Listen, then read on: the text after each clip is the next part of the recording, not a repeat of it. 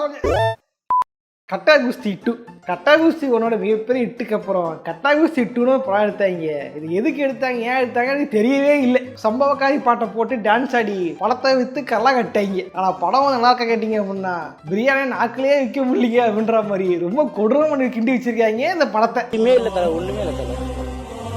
நான் சொல்லி ஏமாத்தணும். ஸோ அந்த படம் எப்படி இருக்குது, ஏது இருக்குது அப்படின்றத ரோஸாகவே பார்க்கலாம். இந்த வீடியோ நம்மளாம் கேட்டுட்டு இருக்கீங்க. அதான் வந்து ஓடிடியில் வந்த டே 1 போட்டு பழகணும்னு தான் இந்த வீடியோ. ஓகே, லைக் பண்ணிங்க, சப்ஸ்கிரைப் பண்ணிங்க, ஓரமாக போயிடலாம். என்ன காமசாமி ஹிட்ஸ் கிட்ட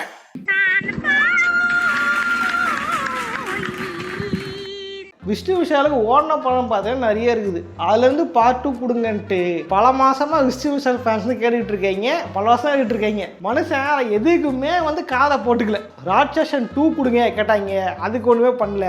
நேற்று இன்று நாளை டைம் ட்ராவல் படம், அதுக்கு ஒரு பார்ட் 2 கொடுங்க. டைம் மிஷின் அமைச்சா ஆரியா என்னன்னு காட்டுங்கன்ட்டு அதுக்கு பார்ட் 2 கேட்குறாங்க, அதையும் கண்டுக்கல. சம்பந்தமே இல்லாமல் கட்டா கூஸ்திக்கு பார்ட் 2 கொடுத்துக்க தெரியுமா? அருமை அருமை தலை, அருமை அருமையாக வேலை பார்க்குறீங்கப்பா. கட்டகூசி 1லயே கதை கிடையாது, ஓகேவா? கட்டகூசி 1லயே செகண்ட் ஹாஃப்ல கதை இல்லாமல் நீங்கள் வந்து கருமாயிட்டாங்க, அதனால வந்து ஒன்றாயிட்டாங்க அப்படின்னு சொல்லிட்டு கதையை முடிச்சிருப்பானுங்க. அதே டெய்லர், அதே வாடகை. ஏன்னா கதை இல்லை, என்ன பண்ணுறது? படம் எடுக்கணும்னு பிளான் பண்ணுவாங்க, கதை எழுதணும்னு பிளான் பண்ணாங்களா? இல்லவே இல்லை. நீ கருமானம் பரவாயில்ல, இவனை வருஷம் ஆக்கி காட்டு, அது என் வெளிச்சம் அப்படின்ட்டு ஹீரோ சொல்லியிருந்திருப்பார். அதுக்காக வந்து இவனோட வேலைக்கு போயிட்டு மிஸ்ஸஸையும் பார்த்துக்காரு அப்படின்ற மாதிரி நல்லா இருந்திருக்கும். இல்லைனா பார்த்தீங்கன்னா வந்து ஹீரோ வந்து ஹவுஸ் ஹஸ்பண்ட் எவ்வளோ பெரிய பெருமை தெரியுமா, ஹவுஸ் தப்புகளில் தெரியுமா அப்படின்ற மாதிரி வந்து படத்தை வந்து ஹவுஸ் ஹஸ்பண்டை வந்து நார்மலைஸ் பண்ணி காமிச்சிருப்பாங்க. இதெல்லாம் பார்த்தா அஜெண்டா மாதிரி இல்லை. எடிட்டர் பார்த்து எடிட்டரே கடுப்பாயிட்டா அப்படி. அப்போ கஷ்டப்பட்டு வேலைக்கு போய் கஷ்டப்பட்டு வெளியே போயிட்டு அப்போ நாங்களாம் நான் சொம்பையா அப்படின்ட்டு இவர் வந்து ஹவுஸ் ஹஸ்பண்டாக இருக்காரு. பார்த்துறாருன்னா ஹவுஸ் ஹஸ்பண்டாக இருக்கிறதோ இல்லாமல் அவங்க விருப்பம், அதை வந்து யாரும் தயடக்கூடாது. பட் அதை குளோரிஃபை பண்ணி அதுதான் கரெக்டு, மற்றவங்களாம் டம்மின்னு காட்டுறது தப்பு. இதில் என்ன காரணம்னா இது வந்து சும்மா இல்லை, ஊரில் இருக்கிற எல்லா முள்ளைங்கிட்டே வந்து ஜாலியாக பேசிக்கிட்டே இது பண்ணி கிடப்பா அப்படி. ஆனால் டைம் வருவாங்க, நடுவில் வருவாங்க டீச்சரை பார்த்து இவருக்கு ஒரு மாதிரி ஸ்பார்க்காக, டீச்சருக்கு இவரை பார்த்து ஒரு ஸ்பார்க்காக. என் வாழ்க்கையில் இப்படி ஒரு டீச்சர் நான் பார்த்ததே இல்லை. ஸ்கூலில் யாராவது இவ்வளோ கலாச்சார ஸ்போர்ட் வருவாங்களா? அதே படத்தில் வந்து பார்த்தீங்கன்னா இப்போ யாருக்குமே வந்து கை வச்சு ஜாக்கிட்டு இருக்குமான்னு தெரியாது. இதை சொன்னால் வந்து ஆடியோ சோதனை சண்டைக்கு வருவீங்க. நான் ஆடியோ சோதனைலாம் சொல்ல, பட் இந்த படத்தில் போர்ட்ரேட் பண்ணது எப்படி இருக்குன்னு நான் சொல்கிறேன் கேளுங்க. அதாவது நார்மலாக காட்டணும்னா நார்மலாக வருவாங்க, யாராவது அதை கவர்ச்சியாக காட்டணும், அந்த கேரக்டர் வந்து ஹீரோக்கு உங்களுக்கு ஒரு ஸ்பார்க்கு காட்டணும் அப்படின்னா அந்த கேரக்டர்ஸ் யாருக்குமே வந்து கை இருக்காது, ஒரே கவர்ச்சியாக தான் வருவாங்க. உதாரணம் சொன்னால் அந்த எதிர் வீட்டு ஆன்டி, அவங்களும் வந்து கவர்ச்சியாக இருப்பாங்க. 2 பேருக்கு ஒரு லிங்க் இருக்கிற மாதிரி கதை கொண்டு போயிருப்பாங்க. 2 பேரும் வந்து ஏதோ விளையாட்டு விளையாடுறாங்க, புருஷன் சந்தேகப்படுறா, வாட்ச்மேனே சந்தேகப்படுற அளவுக்கு வந்து கேரக்டர் டிசைன் பண்ணிருப்பாங்க. அவரையும் உங்க பொண்டாட்டியையும் கையும் களமா பிடிக்க வேண்டியது என்னோட கடமை. நீங்க தைரியமா ஆபீஸ் போயிட்டு வாங்க சார். அதே மாதிரி டீச்சர், என் வாழ்க்கையில இந்த டீச்சர் நான் பார்த்ததே இல்லை. நானும் வந்து குழந்தை கூட்டு ஸ்கூல்ல விட்ட வந்தேன், ஓகேவா? எங்க சகல பொண்ணை தான் கூட்டு வந்துட்டு இருப்பேன். ஏன்டா போன கடுப்பு வச்சுவாங்க. ஏன்னா போன உடனே ஏதாவது எங்க பொண்ணுக்கு எழுத தெரியல, அது தெரியலன்ட்டு கிளாஸ் இருங்க, எனக்கு தெரிஞ்ச ஒருத்தர் இருக்காரு, அங்க போனா சலுகை கொடுப்பாருட்டு ரெஃபரல் கொடுத்து காசு அம்மா தான் பிளான் போடுவாங்க. தவிர படிக்கிற ஸ்கூல்ல ஒரு பொண்ணு ஸ்கூலுக்கு வரலன்றதுக்காக அந்த பொண்ணை சமாதானப்படுறதுக்கு அந்த பொண்ணோட சொந்த ஊருக்கே வந்து வண்டியை திருப்பி போயிட்டு அப்படி போட டான்ஸ் ஆடி காட்டாம டீச்சர், இதெல்லாம் எந்த ஊரில் நடக்கும். அதே மாதிரி இந்த மாதிரி வந்து ஐஸ்வர்யலட்சுமி ஃபேன்ஸுக்குலாம் அந்த படம் டிசப்பாயின்மெண்ட். நாங்கள் எதிர்பார்த்து வந்ததே வேறுங்க. அந்த பொண்ணுக்கு பதிலாக ஹீரோயின் ஆடி இருப்பாங்கன்னு எதிர்பார்த்து போயிருப்பாங்க. ஃபர்ஸ்ட் பாட்டு அந்த கேரக்டரை எவ்வளோ அழகாக காமிச்சிங்க. இந்த படத்தில் மட்டும் ஒரே ஒரு பாட்டு டான்ஸ் ஆட விட்டு, அதுவும் ஃபர்ஸ்ட் படம் ஆரம்பிச்சோட அந்த பாட்டு வந்துருது. பல தமிழ் சினிமா வழக்க மாட்டாங்க தெரியுமா, பொண்டாட்டினா வந்து டார்ச்சரு, பொண்டாட்டினா வந்து டேஞ்சரு, அப்புறம் சொன்னாங்க பொண்டாட்டி கொடுமை அப்படின்னு ஆஸ்யூஷலாக படம் போயிருது. அது வந்து கடுப்பாயிருது. அப்போ அந்த படத்தில் பார்த்தீங்கன்னா ஹீரோ வந்து வேலைக்கு போக மாட்டேங்காரு. அதனால் வந்து ரீல்ஸ் போடுவோம், ரீல்ஸ் போட்டு தலைவர் வந்து அசிங்கப்படுத்தி அவமானப்படுத்திடுவோம். நீ எல்லாம் ஒரு அம்புறியாடா, ஹவுஸ் ஹஸ்பண்டாக இருக்கியடா அப்படின்னு அசிங்கப்படுத்தி வந்து அம்புவோன்ட்டு ரீல்ஸ் போடுவாங்க. அந்த படத்தில் காட்டாங்க ரீல்ஸ் தான் அப்படின்ட்டு. அந்த பில்டிங்கில் இருக்கிற ஹஸ்பண்ட்லாம் ஒன்றா சேர்ந்து இவன் ஒழிச்சு காட்டணும்னு பிளான் போடுவாங்க. அப்போனா ரீல்ஸை உட்காந்து தலையில் பார்த்துட்டு இருப்பானுங்க. இப்போலாம் லேண்ட்ஸ்கேப்பில் எந்த ஊரும் ரீல்ஸ் லேண்ட்ஸ்கேப்பில் வந்துருக்கு. இது கூட பரவாயில்ல, இவர் வந்து ஹவுஸ் ஹஸ்பண்டாக இருப்பார் இல்லையா, அதெல்லாம் வந்து அவருக்கே தெரியாம வீடியோ எடுப்பாங்களாமா. வீடியோ எடுத்துட்டு ஒரு சேனல் ஆரம்பிச்சு இவங்களே வந்து போஸ்ட் பண்ணுவாங்களாமா. ரீல்ஸ் போட்டு சொல்லுவாங்க, ரீல்ஸ் எல்லாம் ரீச் ஆயிடுச்சு, இதுக்கப்புறம் வந்து காசு வரும் அப்படின்னு. இன்ஸ்டாகிராம்ல இப்படியா காசு வரும், யூடியூப் ஸ்டார்ட்ஸ்னா கூட பரவாயில்ல, இன்ஸ்டால எப்படியா காசு வரும், இப்படியா காது குத்துறீங்க, இதுவே தான் எப்படியா பாடுக்கிறீங்க. இந்த மொத்த பில்டிங்ல அது மட்டும் தான் உங்களுக்கு பிரச்சனை இருக்குல்ல. இது கூட பரவாயில்ல. படத்துல என்ன ஆகுனா ஹீரோயின் வந்து ஒரே ஸ்ட்ரெஸ்ஸா இருப்பாங்களாமா, ஹீரோக்கு சரியா பேச மாட்டாங்களாமா. அதாவது ஹீரோயினுக்கு வந்து ஸ்ட்ரெஸ் ஃப்ரீ பண்ணுன்ட்டு ஓகே வில்லங்கிட்ட சம்மந்தமே வில்லங்கிட்ட வழி கேட்பா. அப்படி வில்ல நான் சொல்லுவான், இது இந்த மருந்து கலை கொடுன்ட்டு கண்ட மாத்திரை எழுதி குத்து ஹீரோயினை வந்து சரியா விளாட விடாம பண்ணிடுவாங்க. ஹீரோயின் வந்து விளாட முடியல தோத்துட்டாங்கன்னு ஃபீல் பண்ணிட்டு வரும்பொழுது ஹீரோ என்ன பண்ணிட்டு இருப்பாரு, சமையல் போட்டி போயிருப்பாரு. அதுவும் யாரோட அப்படின்னா டீச்சரோட. எந்த டீச்சராவது இன்னும் எந்த ஊர்ல நடக்கிறது வரலாம், எந்த ஸ்கூல் டீச்சராவது ஸ்கூல்ல படிக்கிற ஒரு பொண்ணோட பேரண்டோட சேர்ந்து இந்த மாதிரி ஷோ கலந்துக்குவாங்களா? இப்போ இந்த மாதிரி ஷோ நடத்துறாங்க அப்படின்னா அந்த ஷோ எடிட் பண்ணி வரதுக்கு ஒரு 2 மாசமாவது ஆகும். அட்லீஸ்ட் ஒரு மாசம் 2 வாரமா ஆகும் வச்சுக்கல. இவன் காலைல போயிட்டுறாங்கம்மா, சாயங்காலமே டிவி ஓடிட்டு இருக்கோம்மா. ஏன் தெரியுங்களா எப்படி? அதான் நானும் யோசிக்கிறேன். இதை வேற குக்கு வித்து கோம்பல செட் வேற வாங்கிச்சு இது பாடத்துக்கு அடுக்க. அது அன்னைக்கே செலக்ட் ஆகி அன்னைக்கே ஃபைனல்ஸும் ஜெயிச்சு கப்போடு வருவார்.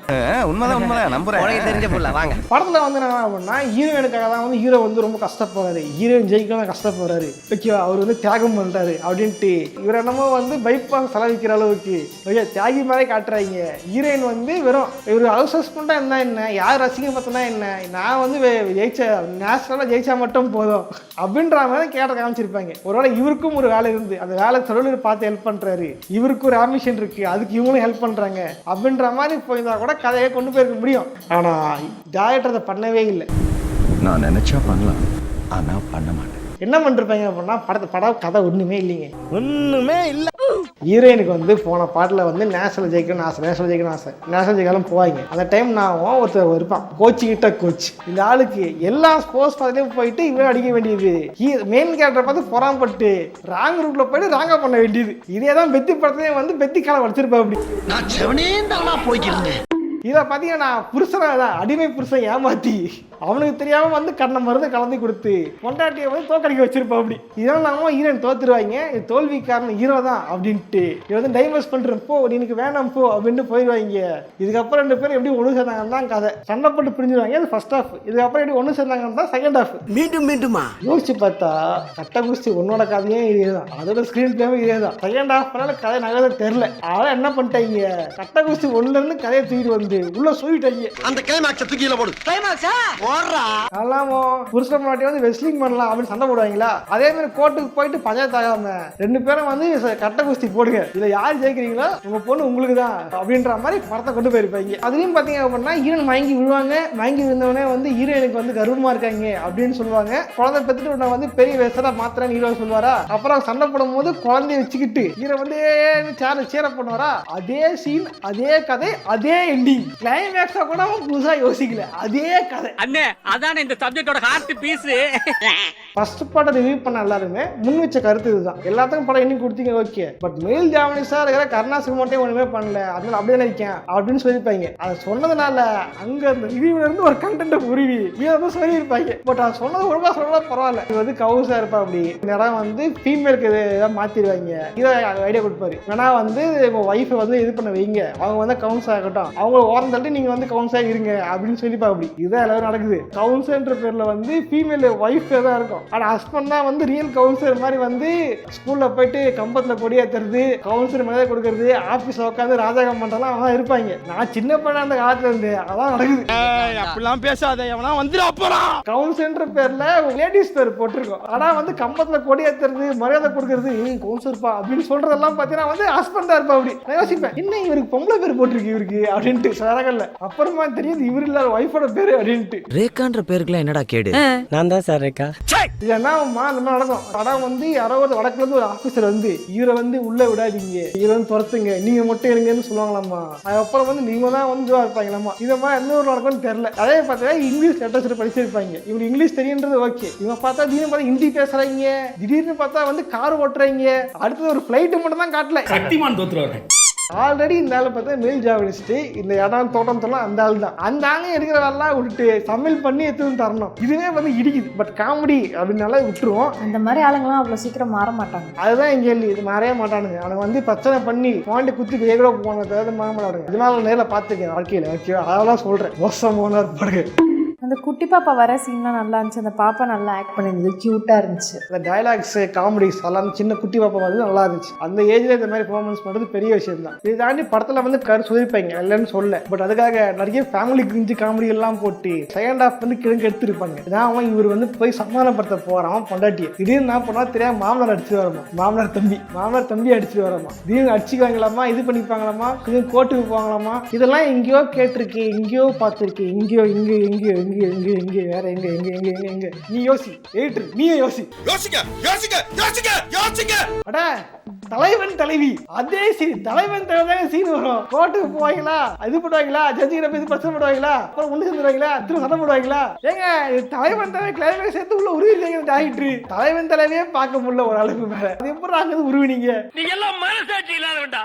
இந்த அளவு பார்த்தீங்கன்னா இந்த படம் வந்து உண்மையிலே கிரிஞ்சாக தான் இருந்துச்சு. இந்த படம் சில பேருக்கு பிடிக்கும், டிஸ்க்ளைமர் தான் மறுபடியும் போட வேண்டியது சொல்கிறேன். இந்த படம் சில பேருக்கு பிடிக்கும், சில பேருக்கு பிடிக்காது. ஏன் அப்படின்னா ஃபர்ஸ்ட் பார்ட்டை பார்த்துட்டு எக்ஸ்பிரஷனும் போயிருந்தீங்கன்னா படம் வந்து பெருசாக பிடிக்காது. ஏன்னா ஃபர்ஸ்ட் பார்ட் ரொம்ப பர்சனலாக பிடிச்சிருந்துச்சு. அந்த டைம் எனக்கு கல்யாணம் ஆச்சு, அதனால் வந்து ஃபேமிலி செட்டாக இருக்கும்போது பிடிச்சிருந்துச்சு ஃபர்ஸ்ட் பார்ட் ஒரு கதை இருக்கும். ஃபர்ஸ்ட் பார்ட்டே பார்த்தீங்கன்னா வந்து மணல் கயிறு அப்படின்ற விசுவோட படத்தை ஆட்டியா போட்ட படம் தான் அது. ஹீரோ வந்து பார்த்தீங்கன்னா நிறைய கண்டிஷன் போடுவார். பட் ஹீரோயினுக்கு வந்து அது எந்த கண்டிஷனும் வந்து அப்படிக்குள்ளே ஆக மாட்டாங்க. ஆனால் வந்து ஏமாற்றி கல்யாணம் பண்ணி வச்சிருவாங்க. பட் அது ஒவ்வொன்றா வெளியே தெரிய வரும்போது ஹீரோ ரியாக்ஷன் என்ன இருக்கும்? இவங்க வந்து அப்புறம் பிரிஞ்சிருவாங்களா, இல்ல இது கண்டிஷன்லாம் வேண்டாம் எனக்கு பாடினாலே போதும்ட்டு அவர் வந்து விட்டுட்டு ஒய்ஃபை ஏத்துக்கிட்டாரா இல்லையான்றதான் மனதை படுத்துற கதை. அந்த கதை ஆட்டை போட்டு கட்ட குஸ்து ஒன்று எடுத்துருப்பாங்க. செகண்ட் பார்ட்டு கதை கிடைக்கல. இதே விஷயம் பார்த்தீங்கன்னா அவரே ஒரே கதை படுத்திருக்காரு. அழகு கதை உரியாத படத்துக்கலாம். என்ன பண்றது, ஐடியா தெரியாத பசங்க. இல்ல இந்த படம் வந்து ஹிட் ஆயிடுச்சு அப்படின்ட்டு ப்ரொடியூசர் நினைக்கிறேன். அவர் வந்து விஷ்ணு விஷாலுக்கு கார் வரை கிஃப்ட் பண்ணார். என்ன காமெடினா இந்த படத்தை ஹிட் ஆகுது எப்படி கண்டுபிடிச்சிட்டாங்க என்னன்னா கொஞ்சம் கிரிஞ்சு காமெடியும் ஒரு நல்ல பாட்டும் உள்ள சம்பவம் நல்லா இருந்துச்சு. ஓகேவா, நல்லா டான்ஸ் ஆகிற அளவுக்கு நல்லா தான் இருந்துச்சு இந்த சம்பவகாரி பாட்டு. இந்த பாட்டை வச்சு ப்ரமோட் பண்ணிட்டு இன்ஸ்டாகிராம்ல எவனா இன்ஃப்ளூயன்சர் இருப்பான் தெரியுமா, அவனுங்கெல்லாம் கூட போய் டான்ஸ் ஆகிட்டு இது என்னன்னா ரூலில் வந்துருக்கு. ஹீரோயின் வந்து யாரையும் டச் பண்ணாம ஒரு மாதிரி ஆடுவாங்க. ஆனா ஹீரோ எல்லா இன்ஃப்ளூயன்ஸையும் டச் பண்ணி பயங்கர இன்வால்வ் ஆகி டான்ஸ் ஆடி இருப்பார். ஒரு இளைஞன் ஒரு இளைஞி கையை பிடிச்சி இழுக்கத்தான் செய்வான். இதெல்லாம் கண்டுக்கிறப்படாது. ரீல்ஸ்ல ஒருத்தர் வீடியோ போட்டிருப்பார், சொந்த காசை போட்டு நான் வந்து கட்டா குஸ்தி கூட்டிட்டு போறேன்ப்பா, தயவு செஞ்சு ரீல்ஸ் மட்டும் போடாதப்பா. இவ்வளோ இன்ஃப்ளூயன்ஸர் காசை கொடுத்து டான்ஸ் ஆடி படத்தை வந்து ப்ரொமோட் பண்ணிட்டாங்க. அதில் வந்து போட்ட காசை எடுத்துட்டாங்க. கட்டகுசு ஒன்றில் போட்ட காசை கூட இதில் வந்து ப்ரொடக்ஷனில் போட்டுருக்க மாட்டேன்னு நினைக்கிறேன். ஏன்னா கதை பார்த்த வரைக்கும் ப்ளஸ்ஸாக எதுவும் ஏதோ தெரில எனக்கு. ஒரு வீடு சம்பவகாரி பாட்டே ஒரு வீட்டிலே முடிச்சிட்டாங்க. நீ அந்த பாட்டுக்கு வரியா? இரு நான் வரேன். நாங்களும் கட்டா குஸ்தி 2 வந்து ஃபேமிலியோட போயிருந்தோம். ஃபர்ஸ்ட் கேட்க மட்டும் தனியாக போயிட்டு வந்தாரு எடிட்டரோட. அதுக்கப்புறம் தனியாக நாங்கெல்லாம் போகும்போது இன்ட்ரோல் வந்துருச்சு. வாட்டர் பாட்டில் ஸ்நாக்ஸ்லாம் வாங்கி கியூ இருந்தா, அதாவது நம்ம ஒரு ஸ்க்ரீனில் படம் பார்த்துருப்போம், இன்னொரு ஸ்க்ரீனில் வேற டைமிங்கில் ஆரம்பிச்சிருப்பாங்கல்ல. அப்ப கரெக்டா வந்து சம்பவகாரி சாங் ஓடிட்டு இருந்தது எங்களுக்கு இன்டர்வல். அப்போ கேக்கே போய் திறந்து நின்று அந்த பாட்டு வந்து வேற ஸ்கிரீன் நின்று பார்த்துட்டு வந்தாரு. அந்த அளவுக்கு வெளியே சொல்லாது. இங்க சொல்லுங்க, கேக்கேவை டைவர்ஸ் பண்ணிடலாமா? வேண்டாம் வேண்டாம் வேண்டாம், சிக்கத்தை பரட்டாத. இந்த படத்துல வந்து ரம்யா கிருஷ்ணன் வந்து கேமியோ சீக்ரெட் கேமியோ சொல்லியிருப்பாங்க. இந்த கேமியோ கேரக்டரை வந்து ட்ரெய்லர்ல போட்டு ஃபுல் படத்துல வர மாதிரி காமிச்சிருப்பாங்க. அப்புறம் என்ன கேமியோ யோகி பாபே கேமியோ தான் கொடுத்துருப்பா. அப்படி கேமியோ கொடுத்த வரைக்கும் நன்றி, நல்ல வேலை. ஃபுல் படத்துக்கு வந்து ஃபுல் படத்துல கிரிஞ்சி பண்ணவில்லை. என்ன வன்மோ அது சொல்லல, பட் காமெடி சைடு நல்லா இருக்க மாட்டேங்குது. அதான் மற்றபடி அவர் கொஞ்ச நாள் கேமியோ கொடுத்துருவோம், காமெடியா பண்ணதா இருந்துச்சு. படம் பார்த்தீங்க அப்படின்னா KTVல ராஜ் டிவில போடும்போது ரூம்ல ஒர்க் பண்ணிருப்போம், வெளியே உட்காந்து ஹாலில் பார்த்துட்டு இருப்பாங்க. தண்ணி குடிக்க போகும்போது ஒரு வாட்சி, சோறு திடும்போது ஒரு வாட்சி விடுவோம் இல்லையா, அதுக்கேற்ற ஒரு படமா தான் இருக்கே தவிர ஃபுல்லா செம்ம காமெடிப்பா உட்காந்து என்ஜாய் பண்ணலாம்ப்பா அப்படின்ற அளவுக்கு படம் வந்து பெருசாலாம் கிடையாது பொறுத்த வரைக்கும். ஓகே சோல்ஜர்ஸ், இது படத்தை லைக் பண்ணுங்க, கொஞ்சம் ஷேர் பண்ணுங்க. இந்த ரோஸ் பிடிச்சிருந்தா வந்து லைக் பண்ணுங்க. அப்புறம் இதே மாதிரி என்ன படத்தை ரோஸ் பண்ணலாம் அப்படின்றத கமெண்ட் பண்ணுங்க. அடுத்த படம் ட்ரை பண்றேன். நானும் இதே மாதிரியான இன்னொரு சுவாரஸ்யமோடு சந்திக்கிறேன். பாய்.